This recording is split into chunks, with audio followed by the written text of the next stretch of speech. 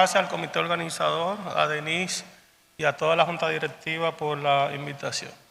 De verdad que parte de mi charla, las personas que estuvieron precediendo han enfocado algunos de los tópicos y creo como que me la han puesto más fácil para sacarla por los 411. La licenciada Curi, el doctor Francisco también, ahí adelantaron un poquito.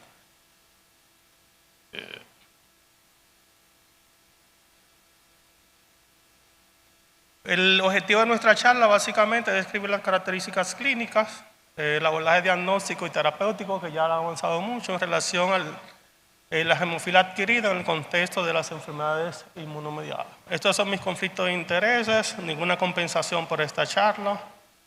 El contenido es de la autoría, pueden tomar fotos sin ningún inconveniente, nuestra ruta de contenido en la mañana. Comenzando, prácticamente ya lo han dicho, hemofilia adquirida es un trastorno autoinmune adquirido, valga la redundancia, en la cual hay anticuerpos dirigidos de manera inhibitoria hacia el factor 8 de la coagulación. Entidad rara, como se describió, descrita en 1940 por Chual y Hotman, en un paciente de edad avanzada con sangrados severos. Se caracteriza básicamente por sangrados espontáneos en sitios inadecuados, piel, tejido celular subcutáneo, cavidades, hemorragias intracraneales, sobre todo, como decía Francisco previamente, en aquellos pacientes que no tienen historia de discrasia sanguínea ni ninguna alteración hematológica documentada. En la incidencia ya ampliamente descrita, resaltar versus la hemofilia congénita, no hay predilección de sexo, aunque algunos autores plantean que un ligero predominio en hombres. En la edad de aparición tiene un componente bimodal, sobre todo cuando aparecen mujeres, en el contexto sobre todo de enfermedades autoinmunes, una primera frecuencia de edad por encima de los 20 o 30 años. Los casos que hemos tenido en reumatología tradicionalmente asociados a enfermedades autoinmunes están dentro de ese rango etario. Pero como vemos en la mayoría de los casos, en pacientes de edad avanzada, sobre todo con enfermedades autoinmunes de larga evolución, artritis reumatoide, como vimos en los casos de la licenciada Curi en la mañana, pacientes con lupus, sobre todo ampliamente descrito, y el contexto de otras asociaciones, en presencia de algunos fármacos antirreumáticos también, por el uso de ellos se ha descrito. Por encima de 60 años, a medida que va avanzando, la frecuencia es cada vez más amplia, una media de 74 años se describe. En el contexto global de todas las causas, Francisco decía recientemente que más del 50% de los casos son idiopáticos. En el caso de las causas documentadas, las enfermedades autoinmunes representan casi el 40 al 50% de manera global. Y ya de manera de las causas identificadas, de manera global representan entre un 20 y un 30% de los casos. El embarazo o el posparto se describe también un 8%.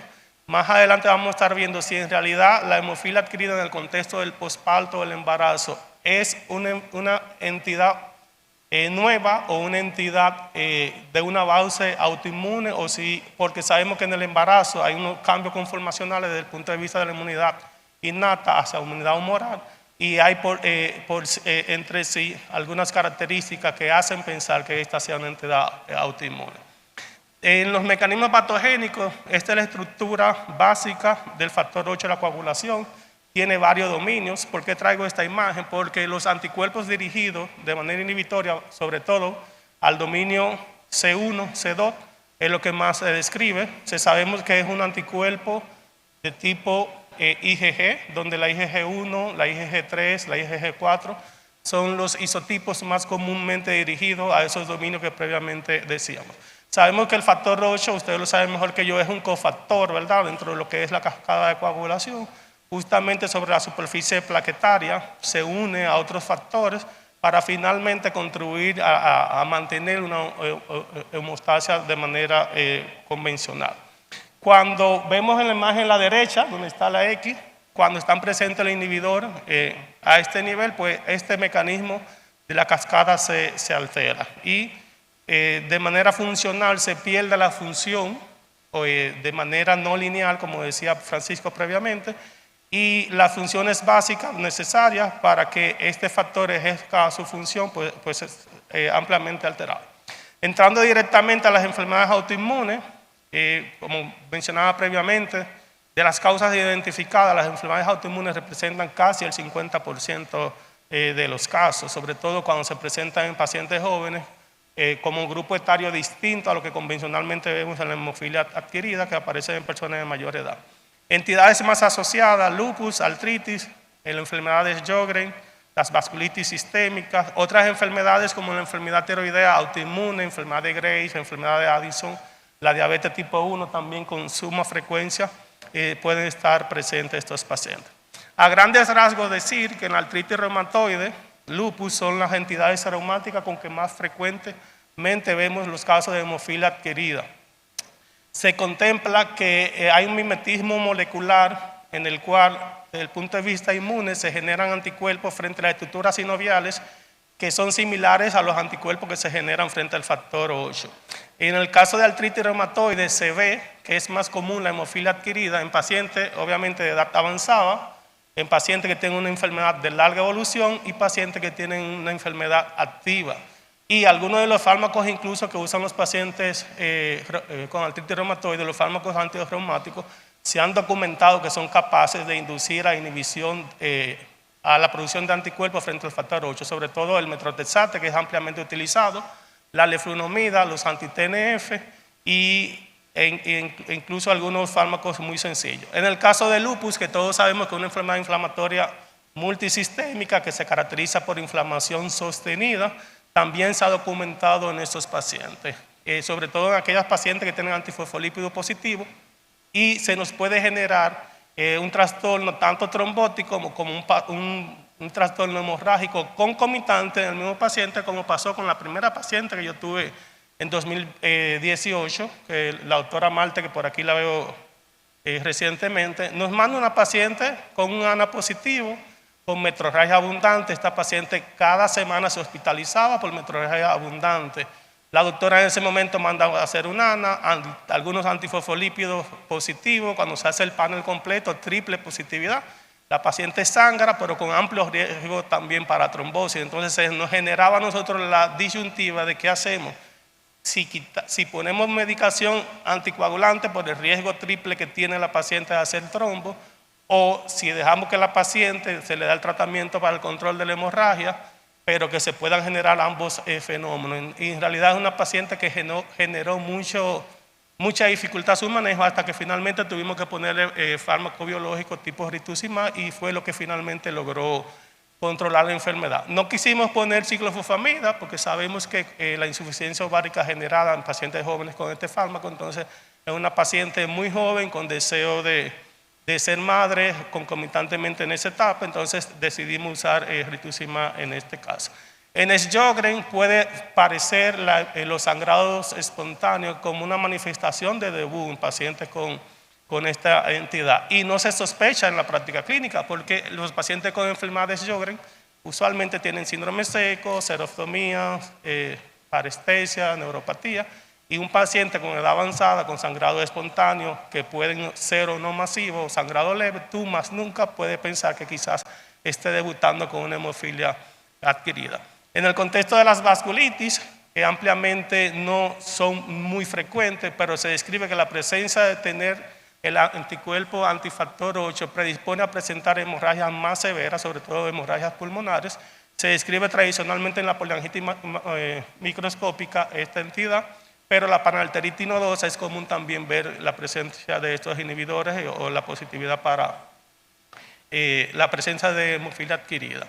Resaltar que los pacientes con arteritis de células gigantes, sobre todo en el contexto que hasta un 40% presentan datos de polimialgia reumática, pueden presentar sangrados espontáneos en extremidades o en terceros espacios, y con cierta frecuencia pudiéramos ver estos pacientes. Otras entidades, la miastenia gravis, usualmente en pacientes activos, pueden coincidir las crisis miasténicas con los episodios de sangrado en estos pacientes. En los casos de enfermedad tiroidea autoinmune, la enfermedad de Graves es la más frecuentemente descrita, pero pacientes con diabetes tipo 1 también o tiroiditis de Hashimoto también se describe esta entidad. En el contexto del embarazo, la presencia de estos autoanticuerpos frente al factor 8, para algunos autores se plantea incluso que pudiera tener una base autoinmune esta entidad. Se sabe que hasta un 15% la hemofilia adquirida puede estar en estas pacientes, sobre todo en el posparto, como se mencionaba previamente, hasta varios meses posterior al parto. Puede en el posparto inmediato presentar también datos de sangrado, sobre todo si hay una paciente que no se tiene documentado la presencia del inhibidor y puede sangrar con mucha frecuencia. Se sabe el paso transplacentario de esos anticuerpos. El IgG es uno de los anticuerpos que pasa de manera vertical, sobre todo la isoforma IgG1, la IgG3 y la IgG4, que son sumamente los mismos tipos de anticuerpos que se generan frente al factor 8 y pasan al recién nacido, y estos niños pueden también presentar datos de hemorragia masiva, hemorragia intracraneal, hemorragia abdominal. Tradicionalmente se describe en el primer embarazo, es raro que ocurra posterior al siguiente embarazo. Los mecanismos no son de todo conocidos, pero sí se sabe que en el embarazo hay un cambio conformacional desde la respuesta de inmunidad innata a la respuesta humoral. Entonces, esa respuesta humoral que predomina en los primeros trimestres del embarazo hace que por una pérdida de la tolerancia se puedan producir autoanticuerpos, y uno de esos anticuerpos pueda ir dirigido al factor 8 de la coagulación y generar entonces esos episodios de sangrado tradicionalmente en el posparto. En cuanto a las manifestaciones clínicas, tradicionalmente ya descritas previamente, son sangrados espontáneos que pueden ser leves como epistasis, gingivorragia, pero pueden ser masivos que ameritan que el paciente acuda vía urgencia o la emergencia en múltiples ocasiones. Es politransfundido, en muchas ocasiones ese paciente no llega directamente al hematólogo, lo ingresa al internista, al urgenciólogo, se transfunde y no se va como más allá del proceso. En el contexto de enfermedades autoinmunes se describe que los cuadros pueden ser más severos, sobre todo por el uso de fármacos inmunosupresores que concomitantemente utilizan estos pacientes, que predisponen a infecciones recurrentes.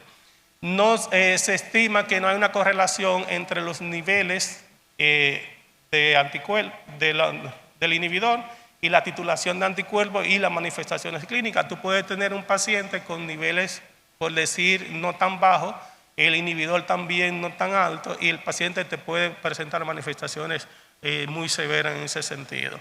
Las hemorragias difusas en cavidades, cerros espacios intracraneales, las digestivas son las de mayor severidad. Otras hemorragias más leves pueden estar presentes. Algunos pacientes incluso son asintomáticos, un 30% de los casos se describe, y de manera fortuita, cuando se van a someter a un procedimiento quirúrgico que les realizan tiempo sanguíneo, se ve que la prolongación de la alteración. Aquí algunas de las imágenes, un paciente con edad avanzada con gingivorragia.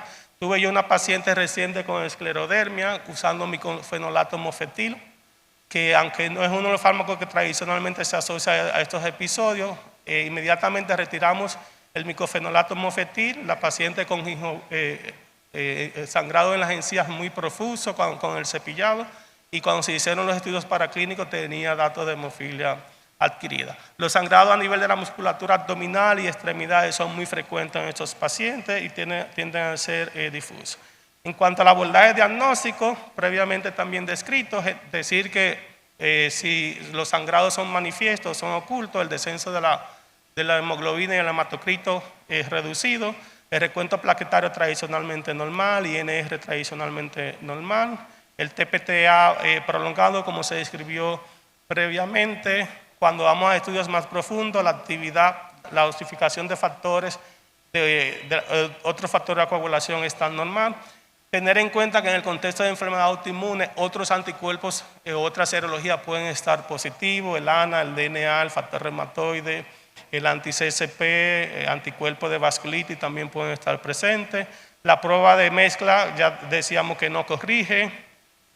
Aquí está un diagnóstico diferencial de diferentes causas de prolongación del TPTA. Ustedes lo conocen mejor que yo, no voy a entrar en descripción de esta tabla, pero solo para resaltar que por el hecho de tener prolongación De manera exclusiva sabemos que no es hemofilia adquirida tipo A, que pueden existir otras causas asociadas a la prolongación.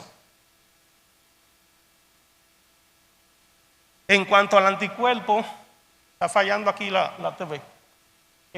Decir que básicamente son anticuerpos inhibitorios, alteran la función y la estabilidad del factor 8. Hay varios tipos, son neutralizantes, pueden ser no neutralizantes escasamente.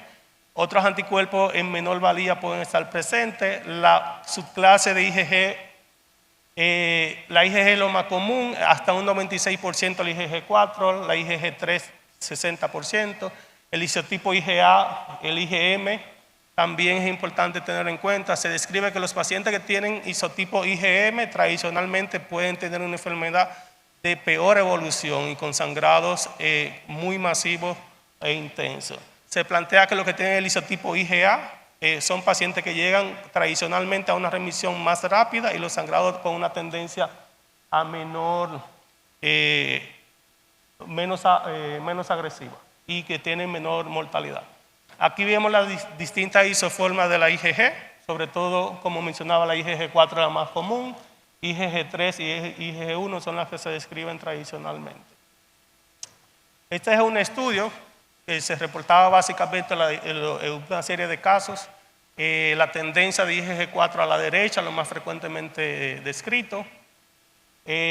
Los métodos de detención inhibidores ya previamente descritos con los ensayos de Bethesda y sus modificaciones más actualizadas. Limitaciones también para ese ensayo han sido descritas tradicionalmente. Este es un algoritmo que se presentó previamente, no voy a entrar en detalle, pero es justamente las conclusiones que mencionaba el doctor Francisco. Historia de sangrados espontáneos, sin antecedentes, prolongación de tiempo, no corrige en los métodos de mezcla, la presencia del inhibidor, la presencia del anticuerpo. En cuanto a la estrategia terapéutica, nos ayudaron un poquito aquí también. Los principios fundamentales, detener el sangrado, erradicar los inhibidores. El manejo tiene que ser multidisciplinario siempre. Aunque el paciente tradicionalmente no llega al hematólogo, puede a veces llegar el internista, llega al reumatólogo. Los pacientes que tradicionalmente nos envían a la consulta con nosotros es justamente para el reajuste o para la implementación de métodos de medicación para erradicación en cuanto a las opciones terapéuticas. Tener en cuenta que hasta un 25% de los pacientes pueden tener recaídas. Un paciente que tú lo tienes en remisión puede recaer, sobre todo cuando retira la medicación antirreumática o modificadores de enfermedad. Esto ya el doctor Francisco lo describió previamente, los métodos de estrategia en los sangrados agudos, los métodos de bypass, lo concentrado, la terapia innovadora con emicizumab también descrita. Ya en el contexto de los fármacos inmunosupresores, de entrada el esteroide, tradicionalmente la prednisona 1 miligramo por kilo. Algunos estudios también plantean el uso de desametasona. Mejores opciones cuando se da terapia combinada, ciclofosfamida y esteroide de entrada, mejores resultados y remisión. Rituximab para aquellos casos donde la terapia con esteroide y ciclofosfamida no ha sido eficaz o cuando hay contraindicación por el uso de ciclofosfamida. Se contempla otras opciones terapéuticas como inhibidores, el micofenolato, la azatioprina, también se han descrito que se pueden utilizar. En cuanto al uso de fármacos biológicos, la mayor experiencia se tiene con rituximab. Recientemente ya Francisco lo describía aquí con este inhibidor bioespecífico, el emicizumab, sobre todo se puede usar tanto en la fase aguda como profilaxis, ya en los pacientes también que han fallado a otras terapias convencionales. No voy a entrar en detalle porque ampliamente se describió allá. En cuanto al pronóstico, tradicionalmente cuando el diagnóstico se hace de forma temprana y oportuna la administración de los medicamentos, el paciente tiene mejor pronóstico. Cuando el paciente lleva tratamiento multidisciplinario también tiene mejor pronóstico. Factores asociados a peor pronóstico, edad avanzada, enfermedad reumática activa, presencia de inhibidores a títulos altos, presencia de niveles bajos del factor 8, el isotipo IgM, como describía previamente, si la enfermedad autoinmune está activa. En cuanto a la morbilidad y la mortalidad, hasta un 22% se describe, cuando los sangrados no son controlados, cuando el paciente no lleva a la remisión de manera espontánea. Como se mencionaba previamente, las infecciones son la principal causa de mortalidad en estos pacientes, sobre todo por el uso de fármacos antirreumáticos o inmunosupresores. Mensajes para llevar a casa. La hemofilia adquirida es una entidad rara, pero que puede ser potencialmente mortal. En el contexto de enfermedad autoinmune se describe que pueden tener un desenlace que en muchas ocasiones no es muy favorable. Hasta un 30 o un 50% de las causas conocidas de hemofilia adquirida son asociadas a enfermedades autoinmunes, siendo la artritis reumatoide, el lupus y algunas vasculitis las entidades más frecuentes, así como la enfermedad tiroidea de origen autoinmune. Sigue fallando el monitor.